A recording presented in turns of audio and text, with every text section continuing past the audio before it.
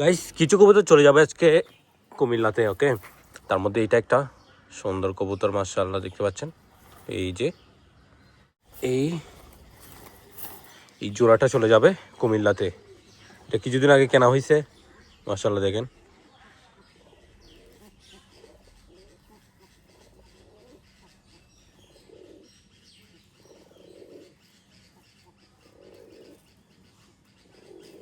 ওকে, এই জোড়াটা এবং এখান থেকে আমাদের ফার্ম থেকে একটা বাচ্চা যাবে।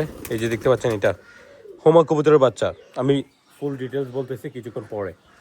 ওকে, প্রথমে কবুতরগুলোকে খাবার পানিগুলো দিয়ে দিই। ওকে, সুন্দর খাবার খেয়ে নিচ্ছে মাদিটা। আসলে কবুতর যখন ট্রাভেল করে বক্সে করে, তখন আসলে খাবার খাওয়াই দিলে খাবারগুলো ওরা বমি করে দেয়, কারণ নাড়াচাড়া হয় না, সে কারণে বমি করে দেয়। কিন্তু এখন কি করব, অনেক দূরে যায়, সে কারণে এগুলাকে খাবার খাওয়াইয়েও দিতে হয়। এরকম খালি পেটে দিলে তো সমস্যা, তাই না? তো খাবার খাওয়াতে হয়, কিন্তু বমি করে দেয়, ঝামেলার ব্যাপার। তাও খাবার খাওয়াতে হয়, খাবার খাওয়াচ্ছি। ওকে, মাশাআল্লাহ এখানে মাদিটা খাবার খাচ্ছে, নটটা খেয়ে ফেলছে আগে থেকে। ওকে, পানিটা দিয়ে দিই তাদেরকে। এখানে দেখেন সবাই বাহিরে বের হয়ে যাচ্ছে, এগুলাকে খাবার পানিগুলো দিয়ে দিই।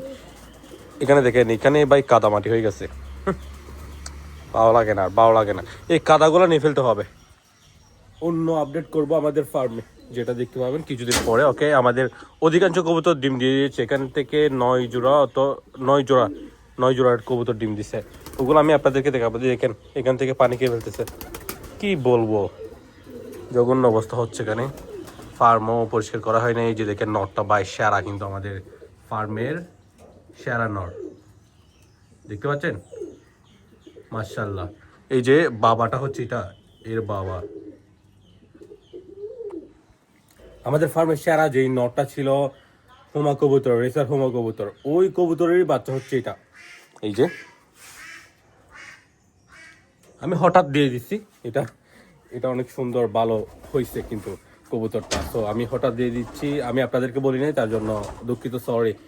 আর সকাল সকাল উঠছি, একদম স্লোলি কথা বলতে হচ্ছে, আলসে ভাব যায় নাই। খাবার যা খাওয়ার তারা খাইছে, পানিটা দিয়ে দিই।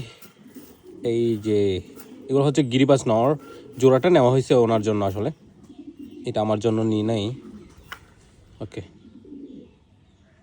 আসো আসো, শেষবারের মতো পানি খেয়ে ফেলো এখান থেকে। এটা অনেক পাগল হয়ে গেছে, অ্যাডাল্ট কবুতর অনেক দিন যাবৎ সিঙ্গেল, সে কারণে দেখতে পাচ্ছেন হেভি ডাক দেয়, সারাটা দিন ডাক দেয় সে। মাশাআল্লাহ অনেক সুন্দর কালার হয়েছে, দেখেন গলাটা দেখেন হেভি। এটা বড় হতে হতে আরো কোয়ালিটি চলে আসবে, সেরা কোয়ালিটি হয়ে যাবে। এখনের চেয়ে আরো বেটার হয়ে যাবে। ওকে,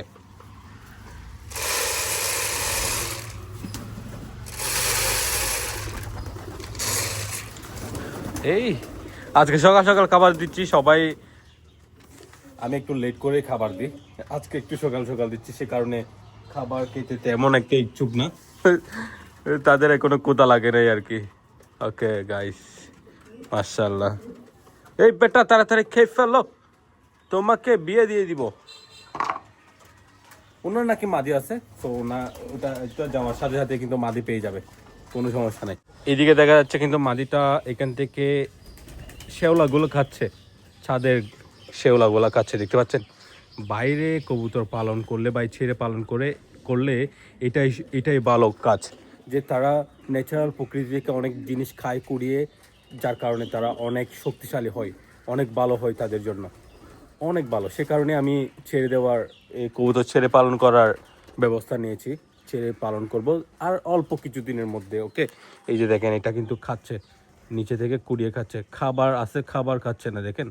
মাশাআল্লাহ দৌড়ে ফেলছি, এখন চলে যাবে তার নতুন গন্তব্যে। গাইস এই বেটা দাঁড়া, এই দেখেন, মাশাআল্লাহ সুন্দর।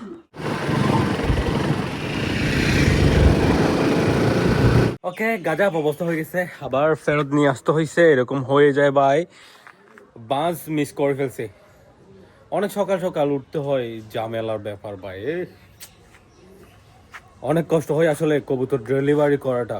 চিন্তা করে দেখেন, ডেলিভারি বাস ভাড়া তো 300 টাকা নিয়ে নেয়, কিন্তু আমার যে হয়রানিটা হয় অনেক অনেক অনেক, সমস্যা ভাই, এগুলো টেনশন লাগে, এই সেই রবি সবি, সকাল সকাল উঠতে হয়।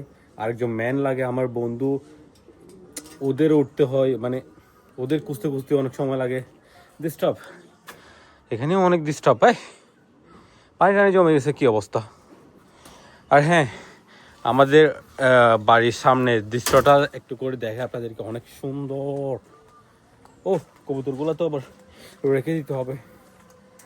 আমাদের বাড়ির সামনে দৃশ্যটা দেখায় গাইস, দেখেন এখন এই যে মাঠে ধানের চাষ হয়ে গেছে সুন্দর, কিছুদিন পরে এখানে সবুজ হয়ে যাবে, সেরা হবে। ওকে, এগুলো দেখাবো আমি আপনাদেরকে, এগুলো তো দেখাই প্রত্যেক বছরই আপনাদেরকে।